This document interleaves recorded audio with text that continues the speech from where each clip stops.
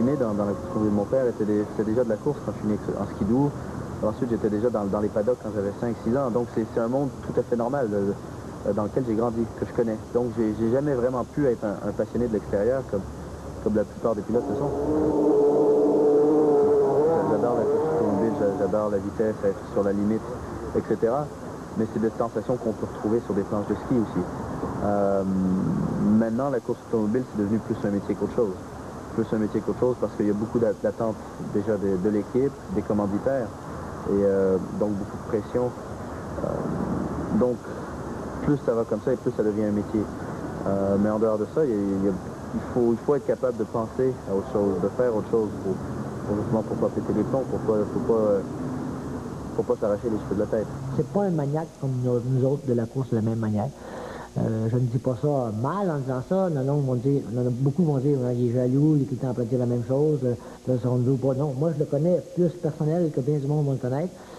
Et il n'y a pas le même goût de la mécanique ou de la course que moi et mon frère en avaient le goût. Moi, tu me verras, je pense pas jamais arrêter. On va me faire arrêter plus que moi me pourrais arrêter. Mon frère s'arrêtait la même chose. Alors, mon neveu, oui, tu vas le voir. Il va assurer son avenir. Parce que je suis certain qu'il va probablement arrêter ça. Parce qu'il aime ça, mais pas de la même manière que moi et mon frère aiment ça. Alors, est-ce que c'est pas ça la grande différence quand vous comparez avec votre père? C'est que votre père était vraiment aveuglément amoureux de la course automobile. Passionné, c'est ce qu'on dit en tout cas. Je pense pas qu'il était amoureux de la course automobile, je pense qu'il était amoureux du risque, du danger, de la vitesse et d'être sur la limite. Que vous êtes comme ça? Ah oui, définitivement. Si je suis sur des planches de ski, je vais prendre des risques, je vais toujours essayer de me dépasser et c'est là que... C'est comme ça qu'on s'amuse, c'est là qu'on a un grand sourire, c'est quand on arrive en bas de la piste et qu'on a failli tomber 2-3 fois, mais qu'il y avait un petit risque, mais qu'on a réussi à contrôler. C'est la même chose dans une voiture de course, c'est qu'on est sur cette lame de rasoir.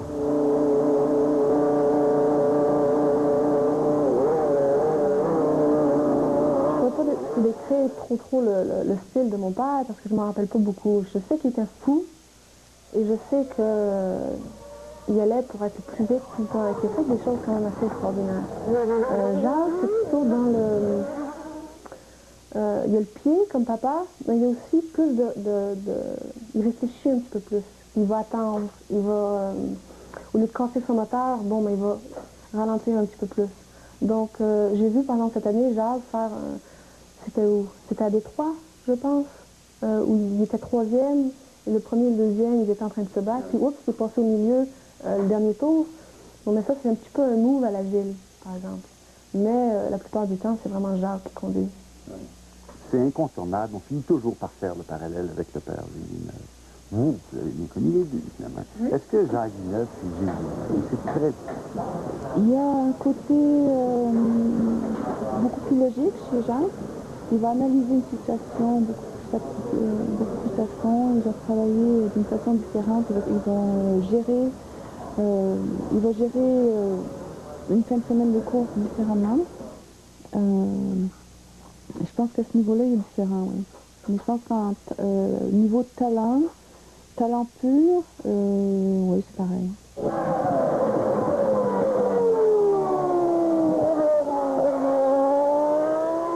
Cet esprit d'analyse, ça lui vient un peu du choc causé par l'accident de son père, vous croyez? Parce qu'on dit aussi qu'il est peut-être plus prudent. Oh, je pense pas que ce soit... Non, je pense pas que... Parce que s'il avait gardé ce côté par rapport à ce qui est arrivé à son père, il n'aurait jamais fait ce métier. Donc c'est impossible, c'est pas du tout. Je pense que c'est dans son caractère. Mais moins casse-cou, en tout cas. Oh. Non? Non. Il est aussi casse-cou, Gilles Villeneuve. Ça va être épouvantable pour vous. Oui. Jacques Villeneuve, l'héritier de la légende du père. Il se considère comme un Villeneuve, certes, mais il réclame avant tout son prénom, Jacques. Il fait tout pour se distancer de la mémoire de son père, qui aimait en mettre plein la vue, qui aimait la grande vie, qui faisait tout sans calculer, qui allait vite toujours et toujours, que ce soit à bord de ses voitures ou de ses hélicoptères. J'aime les mêmes choses que j'aimais avant. Et maintenant, je ne veux pas commencer à faire une collection d'avions, d'hélicoptères juste parce que je suis en F1 et que ça fait quelques années que je gagne de l'argent. C'est pas pour ça que que maintenant je vais tout flamber. Je suis pas là pour continuer la ligne, je suis là parce que j'aime ça, point à la ligne. Si mon père n'avait pas été pilote, peut-être que moi je le serais pas, juste parce que je connaîtrais pas ce monde-là. Mais je le fais parce que j'aime ça. Pas parce que lui il a été pilote, alors moi aussi il faut que je le fasse, parce qu'il est mort trop tôt, alors, etc. C'est pas la raison pour laquelle je cours, tout simplement. On a l'impression, quand les gens font la comparaison avec votre père, que vous n'êtes pas toujours très confortable. C'est vrai, mais c'est parce que les gens, les médias aimeraient entendre le contraire de ce que je suis en train de dire, tout simplement. Pas parce que ça me dérange de parler de mon père, c'est juste que, bon, je ne vais pas commencer à mentir ou dire n'importe quoi juste pour que tout le monde soit heureux.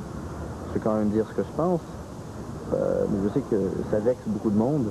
Ben, ma mère a déjà eu beaucoup de reproches par rapport à ce que je disais, en pensant que les gens pensaient que je reniais mon père, que j'avais un gros problème, que j'acceptais pas plein de choses, alors que c'est pas vrai. Je suis super fier d'être son fils, et je le serai toujours. Mais bon, maintenant, je suis moi-même et je fais ma propre vie. Et ça vous ennuie d'avoir entendu ça, oui? Que les gens comprennent pas, oui, et que les gens se fâchent s'ils n'entendent pas ce qu'ils ont envie d'entendre, oui. Parce que sinon, ça sert à rien de poser des questions. S'ils ont envie d'entendre quelque chose, ils vont te le dire eux-mêmes. Ça, c'est la vraie face de Jacques. Puis moi, mon souvenir de Jacques, c'est ça. Celui qui parle comme ça du petit Jacques, c'est l'ex-gérant de son père, Gaston Parent. C'est en partie grâce à l'argent de Gaston Parent que Gilles Villeneuve a réussi à se rendre en Formule 1. Gaston Parent n'a pas oublié Gilles Villeneuve. Il n'aime pas le détachement qu'affiche Jacques lorsqu'il parle de son père. Jamais il parle de son père avec chaleur. Et quand il en parle, moi j'ai lu dans le journal qu'il disait que son père frôlait continuellement les murs. Et que lui ne courait pas comme ça. Donc, pour moi, c'est un manque de respect. Ça vous choque, ça? Oui, ça me choque. Parce que si le père n'avait pas passé avant le fils, je pense pas que le fils soit là. Donc, il y a ce manque de respect vis-à-vis ce qui est passé avant lui. Le nom Villeneuve résonne encore partout en Europe, surtout dans ce petit village des Alpes françaises, le village de Pralou. Votre maison, les Jacques Villeneuve habitent ici. Oui, c'est ici, là, dans cette ferme.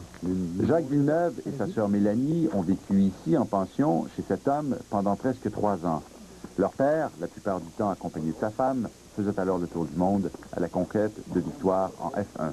Ça nous apparaît un peu aussi étonnant jusqu'à un certain point de prendre tant de distance par rapport à un père si connu. Comment vous expliquer ça? C'est peut-être difficile. Moi, je vois Jacques toujours comme le petit garçon que j'ai eu à la maison.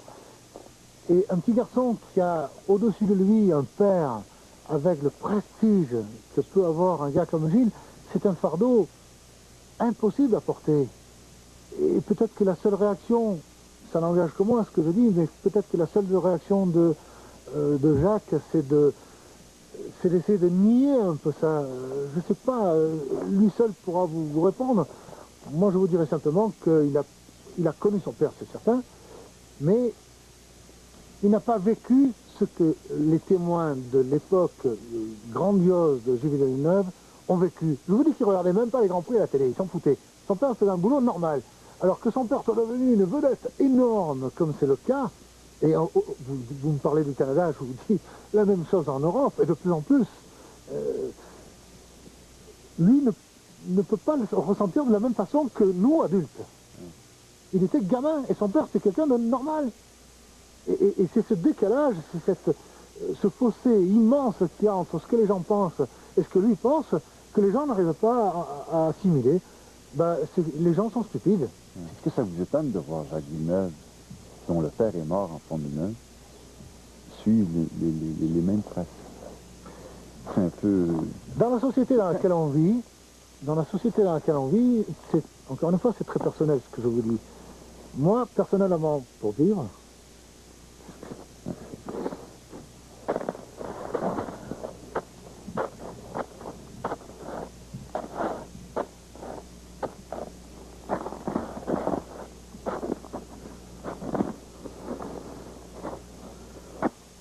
ça s'oublie pas même après toutes ces années. Hein.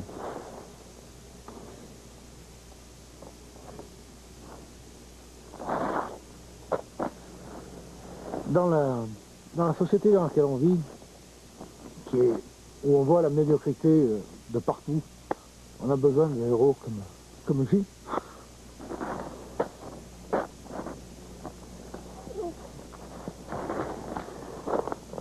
Eh oui. On a besoin de héros comme Gilles. C'est indispensable. Et c'est un... Il y a des gens qui l'ont dit mieux que moi, il y a des journalistes qui ont écrit tout ça.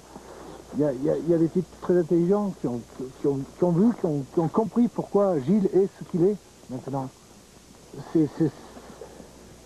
Il est mort les bottes aux pieds. Moi je dis c'est un cow-boy. Quand on est gamin, on joue au cow-boy aux Indiens et Gilles il est mort les bottes aux pieds. Putain, on est des types médiocres. On est quoi, vous, moi? On n'est rien à côté de ces gens. C'est pour ça qu'on les porte si haut.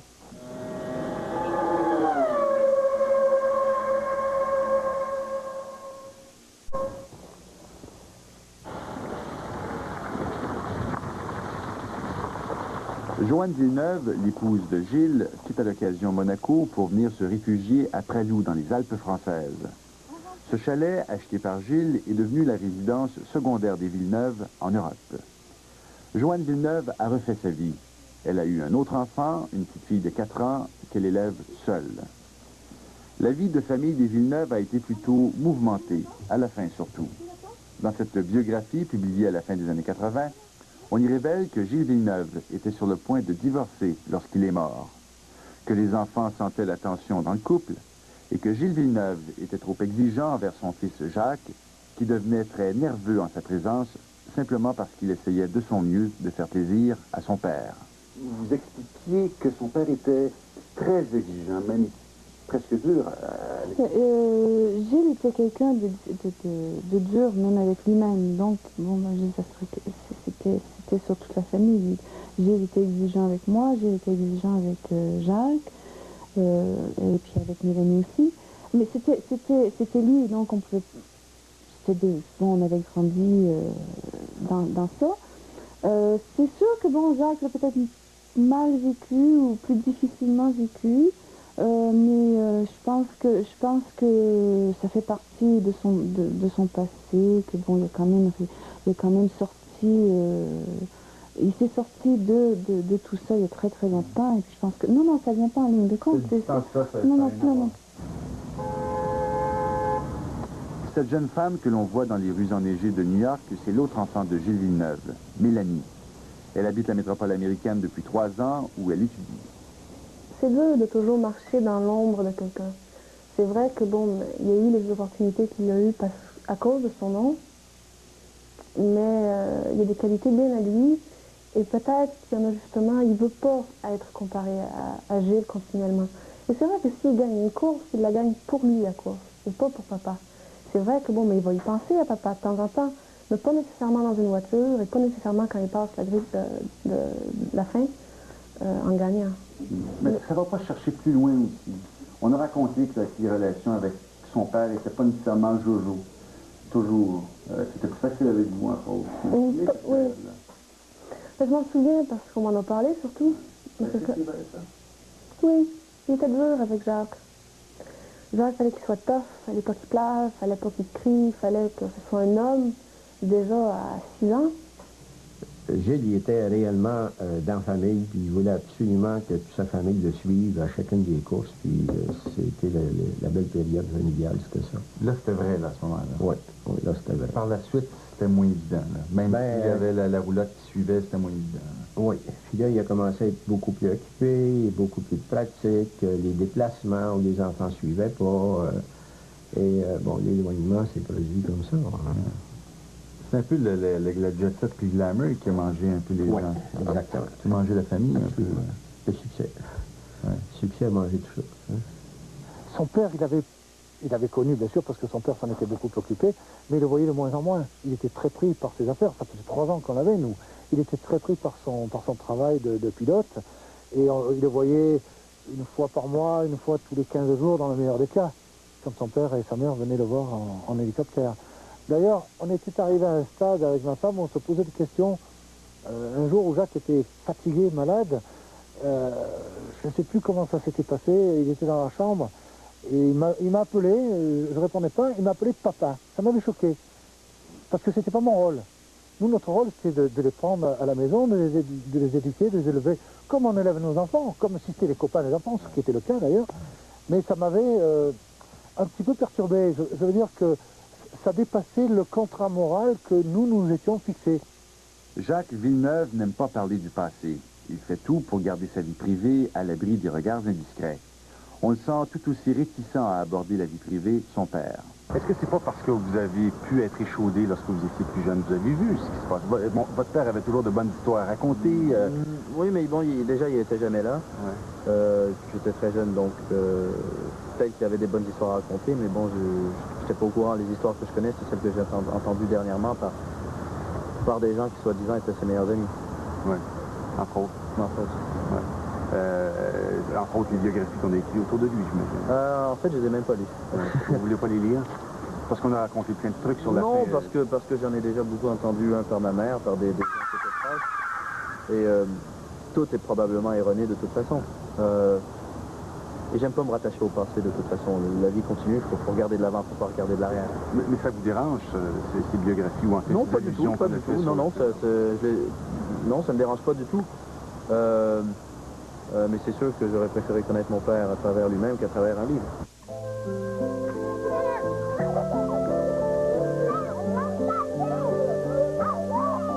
La vie de la famille Villeneuve a toujours tourné autour de la course automobile. La roulotte familiale suivait Gilles dans presque toutes ses courses. Le déménagement de la famille en Europe en 1978 a constitué le premier grand choc dans la vie du petit Jacques, qui n'avait alors que 7 ans. Mais en Europe aussi, il n'était pas question d'abandonner l'idée de la roulotte motorisée sur les circuits.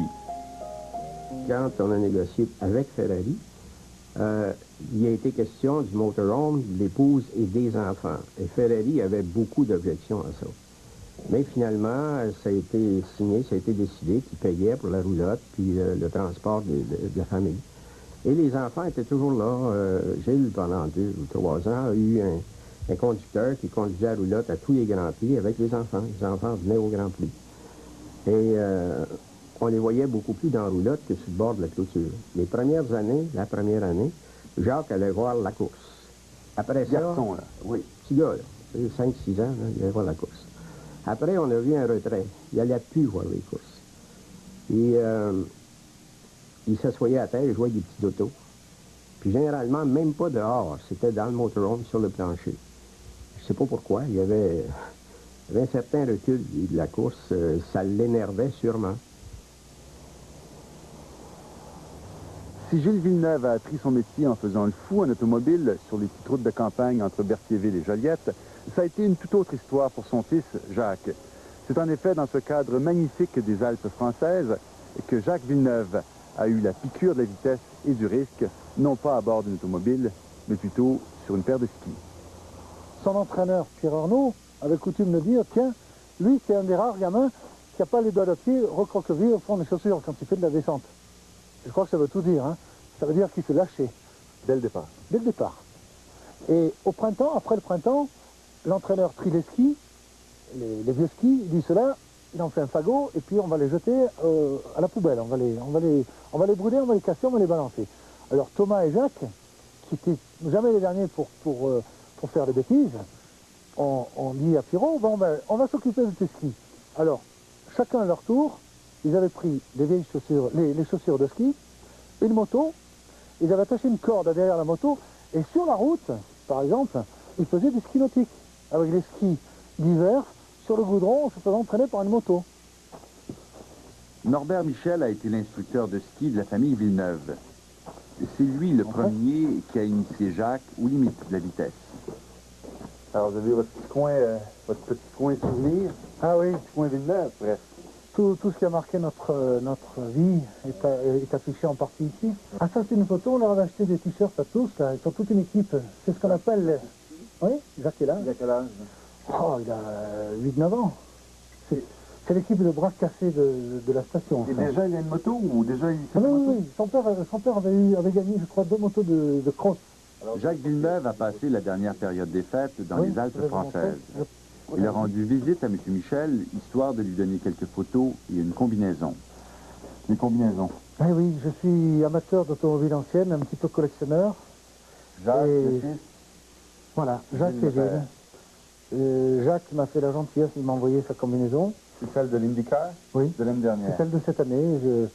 Je me plais à dire que c'est peut-être celle avec laquelle il a gagné Indianapolis, Ouais. qui est une des courses les plus importantes au monde. Et le père. Et le père, Johan m'a fait l'insigne honneur de m'offrir la dernière combinaison de ville.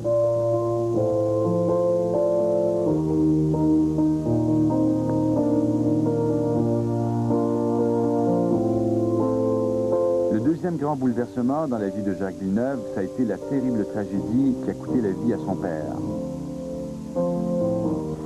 Après la mort de son père, Jacques Villeneuve s'est retrouvé dans ce collège, dans le petit village de Villars, perché dans les Alpes suisses. Sa mère, conseillée par le coureur automobile Patrick Tambay, l'avait alors placé avec sa sœur Mélanie en pension au collège Beau-Soleil, réputé pour sa discipline stricte et fréquenté par des enfants de familles riches et célèbres. C'est ici que Jacques Villeneuve, adolescent, a pris conscience de ses aptitudes pour les sports et de son goût pour le risque.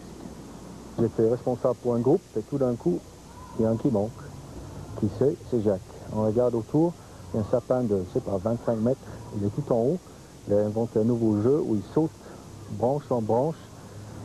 Le sapin arrêtait le chute juste assez, il descendait par terre sans problème, grand sourire. Moi, j'avais très peur, mais lui, pas du tout.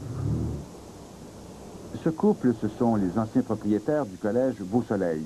Ils étaient là du temps de Jacques Villeneuve. Ils se souviennent de Jacques comme un adolescent qui ne s'en laissait pas imposer. Au début, ils n'ont pas pris au sérieux ses ambitions pour suivre les traces de son père. À la fin, ils ont dû se rendre à l'évidence. Il a commencé les courses octobre 87 en Italie. Vous devez avoir les courses. Mais il est parti en mars 88 parce que ces courses, au lieu d'être 2 fois par mois, commençaient à être presque tous les week-ends. Ouais. Les courses, les entraînements. Donc, départ vendredi du collège, rentrée le dimanche soir très tard, très tard, d'où lundi matin de la peine à se réveiller. Et l'année était trop importante parce qu'il y avait quand même un examen au bout. Alors c'est comme ça qu'au mois de mars, on lui a dit ou bien c'est des courses ou bien c'est des études. Ah, vous l'avez mis devant ce choix-là, c'était clair. Ah oui, et puis en accord avec sa mère et avec Patrick Tambay, donc, qui jouait un rôle très intime dans la famille de Jacques Villeneuve. Donc là, le marché, on lui a mis en main et lui a choisi le sport. Là, ça me fait un petit otage. Ça peut être dur pour continuer. Parce que je pense que le monde va s'attendre que je fasse bien depuis le début et si je fais mal, ça va être assez dur. Jacques Villeneuve avait déjà la piqûre de la course automobile. Lui qui avait commencé à peine à l'âge de 15 ans à suivre des cours de pilotage aux mêmes écoles qu'avaient fréquenté son père et son oncle. Est-ce que tu te rappelles d'avoir vu ton père courir? Ah oui, je m'en rappelle assez bien. Parce qu'on allait souvent au Grand Prix. Un peu, on partait de l'école pour aller au Grand Prix. Voilà, je me rappelle assez quand on était dans les estrades, puis on faisait tout le temps. C'est des bons souvenirs. C'est des bons souvenirs? T'avais pas peur pour lui? J'avais peur qu'il gagne pas.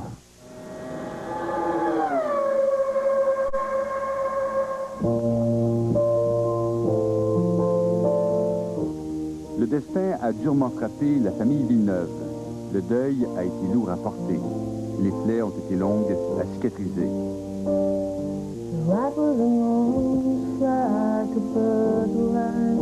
Mélanie Villeneuve, la sœur de Jacques, est étudiante en musique à New York. C'est la première fois qu'elle chante publiquement cette chanson qu'elle a écrite sur la mort de son père.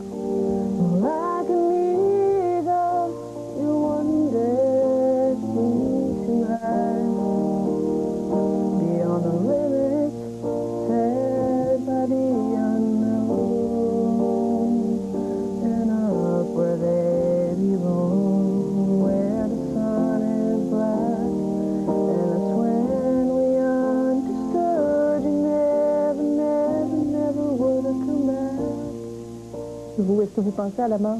Non, je pense absolument pas ça. Je suis conscient du risque, je suis conscient que c'est dangereux. C'est moins plus dangereux que de jouer au golf ou que d'être au tennis. Mais je pense pas au danger que je cours.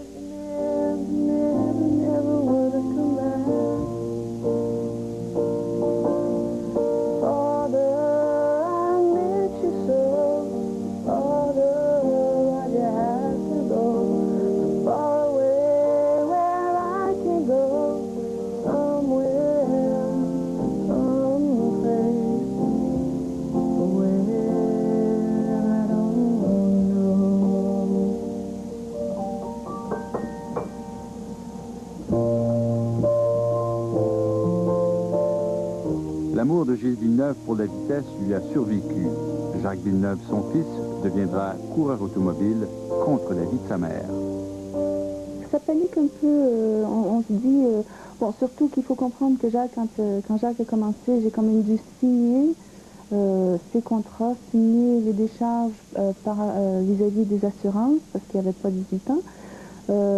C'est difficile parce que c'est une responsabilité énorme comment je pourrais dire, on se dit, bon là je le mets dans la cage au lion. Maintenant, bon, ben, est-ce qu'il va dompter le lion ou est-ce que c'est le lion qui va le manger? Oui. Bon, à côté de ça, on se dit aussi, moi j'ai choisi ma vie. Avec Gilles, on a choisi ce chemin. On ne peut quand même pas empêcher son fils de choisir sa route. Bon, en plus, s'il choisit la même, on peut quand même pas dire non, non, ne fais pas ce qu'on a fait.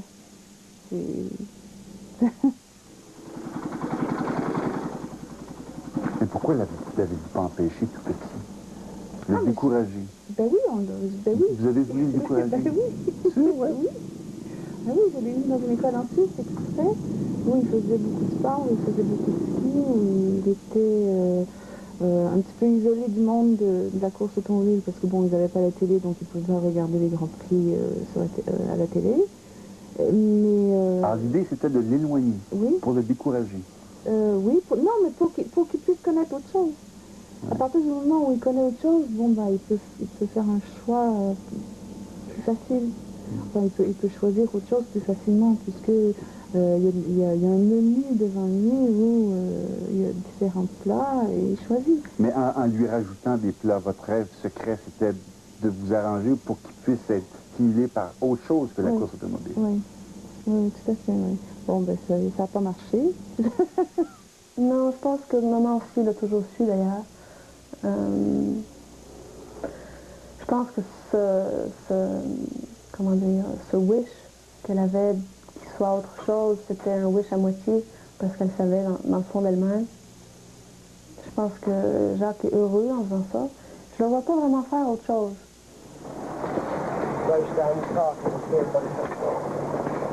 Alain Prost, 4 fois champion du monde en Formule 1, partageait cet hiver avec Jacques Villeneuve la piste d'Estoril au Portugal pour tester la nouvelle McLaren. C'est la première fois qu'il rencontrait Jacques depuis l'époque de son père. Alain Prost a sursauté en apprenant l'intérêt du jeune Jacques Villeneuve pour la course automobile. Il a pensé à son fils, Nicolas, qui n'a que 14 ans et qui vient de commencer à courir en karting. C'est pour ça que alors je n'osais pas vous le dire, mais c'est un peu ça qui m'a surpris. Je me suis dit, tiens, c'est très, très bizarre. J'ai l'impression que mon fils, s'il m'est arrivé la même chose, se mettrait un peu en arrière, mais vous savez, vous ne pouvez pas savoir ce qui se passe dans la tête des enfants d'abord, mais surtout des personnalités. Est-ce que vous allez tout faire pour empêcher votre fils d'aller en F1? Non, pas tout, mais je ferai rien pour l'en encourager, c'est certain. Tellement inquiet? Oui, je suis très inquiet. Déjà, c'est pas mon plus gros souci, mais pourquoi vous et pas lui? Vous êtes devenu une grande star. Écoutez, moi je suis arrivé en course automobile sans être aidé du tout par mes parents. Mes parents ne voulaient pas que je fasse du karting et j'ai fait ça tout seul. Et le jour où je leur ai dit, voilà, j'ai acheté un karting d'occasion, j'ai économisé pendant 2 ans. De toute façon, vous pouvez me dire n'importe quoi, mais c'est avec mon argent, c'est parce que je suis motivé pour faire ça. Ils m'ont dit, ben, démerde-toi. Et après, ils m'ont jamais aidé, ils m'ont soutenu plutôt moralement que financièrement. Et si mon fils faisait la même chose, ce serait une très bonne chose. S'il attend que je lui paye un kart ou une voiture ou une école de pilotage, il se fout le doigt dans l'œil. Est-ce qu'il est aussi têtu qu'Alain Prost? Je pense même un peu plus.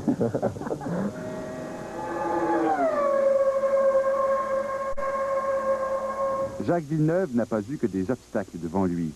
Très tôt, le milieu de la course, surtout en Italie, l'a accueilli à bras ouverts. Et bien sûr, il y avait toujours l'oncle, qui n'était jamais bien loin. Je vais faire des courses de kart, de go-kart, dans les premiers temps qu'il a débuté, même les courses en Formule Ford qu'il a faites à son école. Ça ne m'a jamais inquiété pour dire, oh, il va flipper ici, oh, il va se faire mal. Non, je veux dire, il a déjà capoté en go-kart. Bon, je peux t'encourager à essayer de le dépanner, mais pas pour dire, c'est un arrangement pour qu'il course, quoi que ce soit, non. Pour moi, ça va, pèse, ça va en avant, dépasse, ça va, pousse, puis roule. Même pour votre neveu? Ah oui, la même chose. Je veux dire, je pense pas à ça. C'est pas pour toute la game. Le danger, c'est la passe suivante que tu ne veux pas tourner. C'est simple.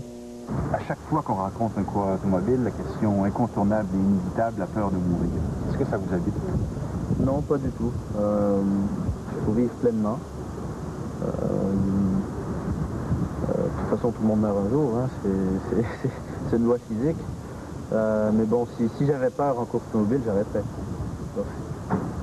Parce que si on a peur, on ne peut pas se donner à fond. Non, j'ai pas encore eu peur, ça m'est jamais arrivé. Vous n'avez pas eu peur? Non. Vous n'avez jamais eu peur? Non, pour l'instant, non.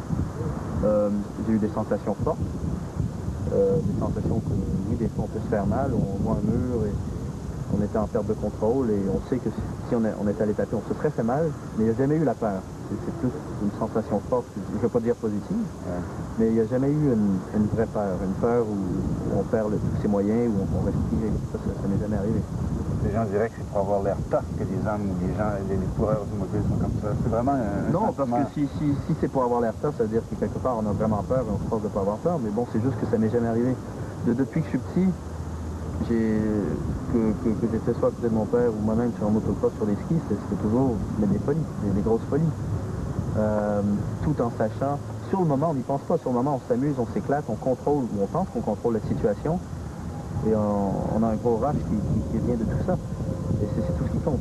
Ça nous amène un énorme sourire, une fierté personnelle que personne ne peut comprendre, qui touche personne d'autre, qui touche seulement la personne qui est assise ou qui est en train de faire cette chose-là. Après ça, des fois, on se dit, ouf, ça aurait pu faire mal, ça aurait pu être dangereux. On dit, ok, la prochaine fois, on ne le fera pas. Mais pas parce qu'on a peur.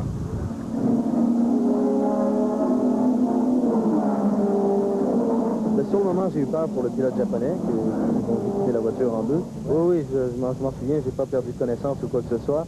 Mais ça s'est passé dans l'espace de 2-3 secondes. J'ai peut-être vu sa voiture pendant 2 secondes et j'ai juste eu le temps de réaliser que j'allais lui rentrer dedans. Et donc j'ai tout fait pour pas bloquer les roues, pour pas finir au mauvais endroit. Et bon, heureusement, je suis passé juste entre le moteur et le cockpit, parce que sinon ça aurait pu faire beaucoup plus de dommages. On a été chanceux de ce côté-là.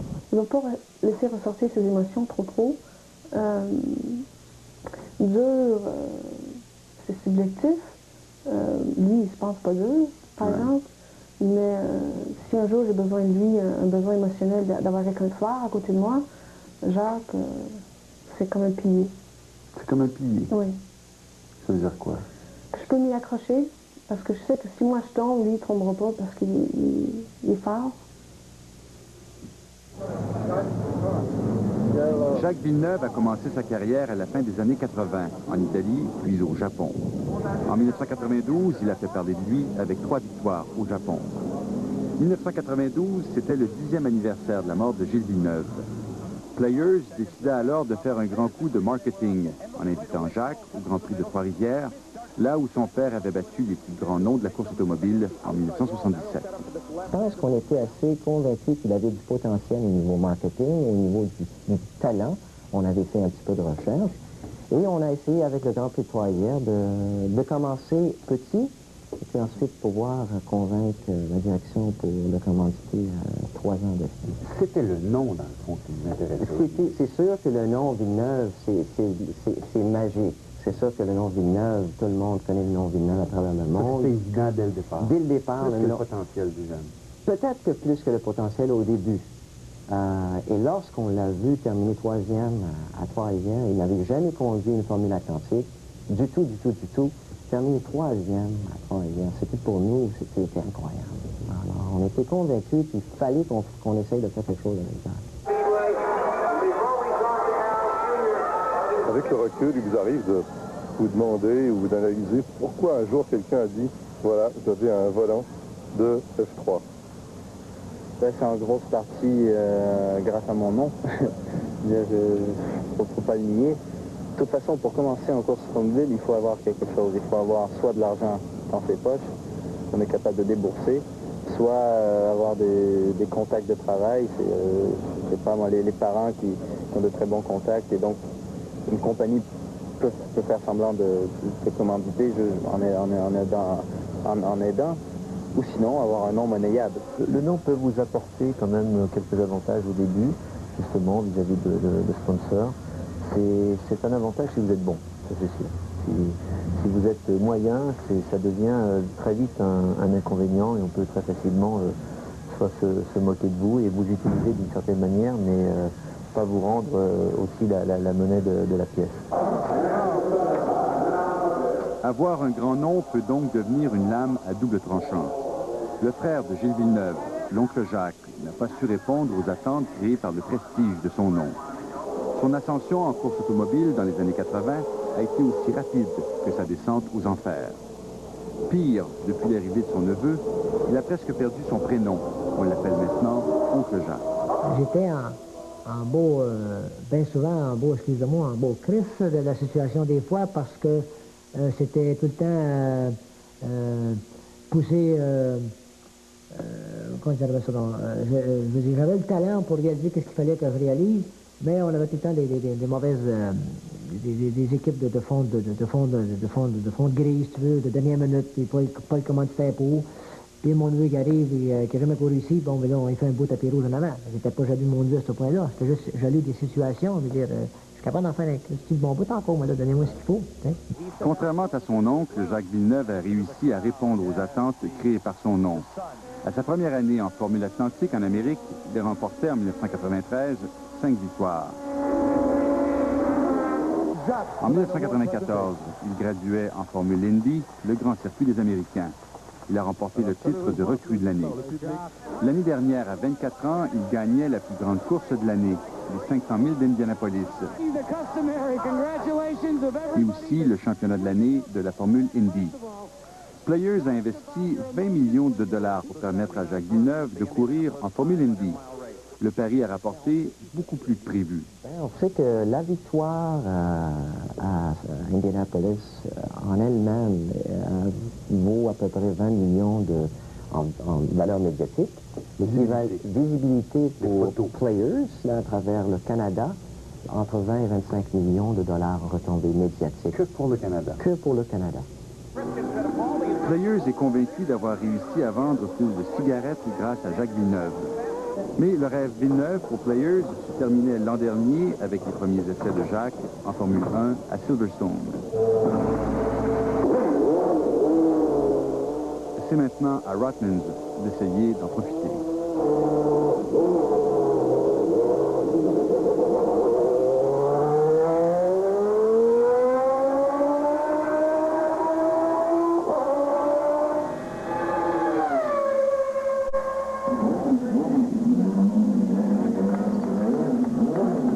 En 1994, Jacques Villeneuve, qui commençait à goûter à la gloire aux États-Unis, se montrait passablement critique à l'égard du grand circuit, celui de la Formule 1. Côté compétition, c'est quand même beaucoup plus intéressant en Formule Indy. Et il y a aussi le côté humain. En Formule Indy, les pilotes restent des êtres humains. Il y a quand même une vie en dehors de la voiture et on peut avoir des discussions, on peut manger ensemble, etc. En Formule 1, on passe longtemps. C'est l'obsession de se prendre un couteau dans le dos. Donc c'est un monde de requins. Ça vous empêcherait d'y aller? Tout dépend des conditions. Je peux pas dire que c'est sûr que j'irai pas. Ça dépend des conditions. Puis des fois, il y a des offres auxquelles on peut pas refuser. Jacques Villeneuve a finalement reçu ses offres qu'il n'a pas pu refuser. Un an après sa déclaration, il signait un contrat avec Williams-Renault, une des meilleures écuries au monde. Dans la région de Londres, à côté de cette centrale thermique, se trouvent les bureaux de Williams. Le grand patron d'écurie, Frank Williams, a horreur de la défaite. Il mise beaucoup sur Jacques Villeneuve. Chaque écurie qui ne possède pas le contrat de Schumacher a grande envie, en rêve, de trouver notre Schumacher. Parce que malheureusement, Michael est tout seul dans sa classe propre. Et nous avons espéré ici que peut-être Jacques sera notre Schumacher. On n'attend pas des grandes choses tout de suite, mais il semble qu'il a beaucoup de talent. Et nous espérons qu'après une saison, il sera l'égal de Schumacher. On va voir. Jacques Villeneuve est en Formule 1 pour gagner et pour faire beaucoup d'argent. Son salaire oscillerait autour de 8 millions de dollars américains uniquement pour cette année. Mais comme tous les autres pilotes, il est là aussi pour faire vendre des produits. Renault, par exemple, a réussi à améliorer son image grâce à la Formule 1. Aussi a augmenté ses ventes, notamment en Allemagne, grâce à Michael Schumacher. Jacques Villeneuve est un produit de marketing idéal. Il est né au Canada, a été élevé à Monaco, a été éduqué en France et en Suisse, et il a connu la gloire aux États-Unis. Il court pour une écurie britannique avec un moteur français et il parle le français avec ou sans accent québécois, aussi l'anglais et l'italien. Un être universel ou presque. Pourquoi Jacques Villeneuve court-il sous les couleurs du Canada alors que dans le fond, ça fait très longtemps que vous ne vivez pas au Canada? Oui, on a quitté le Canada quand j'avais 7 ans. 7 ans et... Bon, c'est sûr, ça fait mon éducation européenne. Peut-être que je suis un peu plus européen de ce côté-là, mais bon, au fond, au plus profond de moi-même, les souches sont canadiennes et très fortes. À la maison, ça a toujours été très québécois. On a toujours gardé l'accent, même si on n'était que 4 personnes. C'était un îlot québécois en Europe. Donc, toute ma vie, même si je vis encore 20 ans en Europe, je serai toujours canadien. Et je ne me sentirai jamais autre chose. Toute la France se demande qu'est-ce que va faire Alain Prost. En France, Jean-Louis Moncey, qui écrit pour le magazine Autosport et qui travaille pour TF1, est un des journalistes les plus crédibles en sport automobile. Jacques, pour nous, est déjà presque considéré comme un Français. Il s'exprime dans notre langue remarquablement bien, avec les nuances et tout ce qu'il faut. Il a vécu un bon nombre d'années en France, en tout cas dans l'Hexagone, à Monaco. Pour nous, Jacques, il est canadien, c'est vrai, mais il est sans doute un peu plus français. Français pour les Français ou Canadiens pour les Canadiens, chacun finit par y trouver son compte. Quand Jacques Villeneuve est à Montréal, Rothmans, qui investit des millions sur la Williams-Renault, le présentera comme Québécois. Au Grand Prix Molson du Canada, il sera le nouveau Villeneuve, qui permettra, l'espère-t-on, d'augmenter les ventes pour la prochaine course à la mi-juin.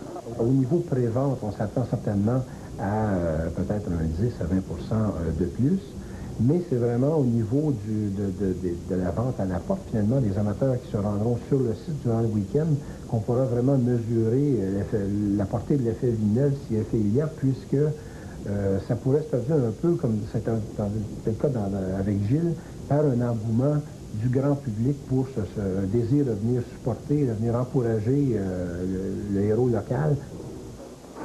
Mais avant de vendre quoi que ce soit, Jacques Villeneuve devra se plier à la première et seule loi du sport, celle de gagner. Pour un championnat, ça va être très difficile, mais de gagner des courses, oui, il n'a pas d'excuse. Je crois que la première année en Formule 1, elle est quand même pas évidente. Il dirait attendre que Jacques soit champion du monde cette année.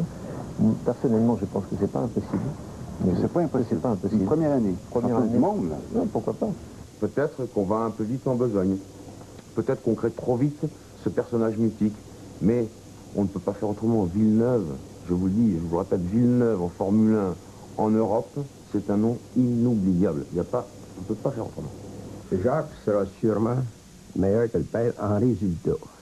Il ne faut pas trop de pression sur lui, mais tout le monde en Formule 1 est impatient.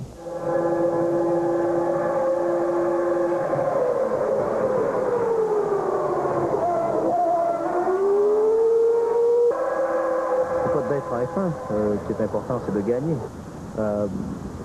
Je préférerais être en Indy et gagner que d'être en F1 et ne pas gagner.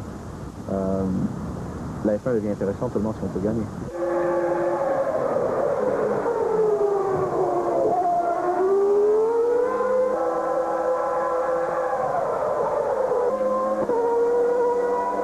Vous allez le regarder cet été? Oui. Télé? Oui. Pas sur place? Non, pas sur place. Avec autant d'inquiétude qu'avant?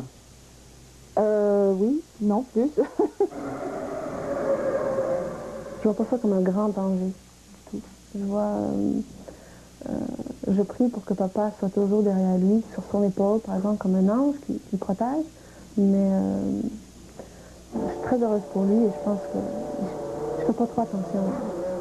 Je préfère ne pas y faire attention, sinon je pense que ça me rendrait trop nerveuse. Vous y parlez à votre père de ça? Oui. Par exemple, à Indianapolis, j'ai vu son auto à Jacques et j'ai fait une prière, j'ai demandé à papa d'être avec lui. Et vous lui dites quoi dans ce temps-là? J'ai dit, reste sur son épaule, fais attention à lui, puis fais-le marcher.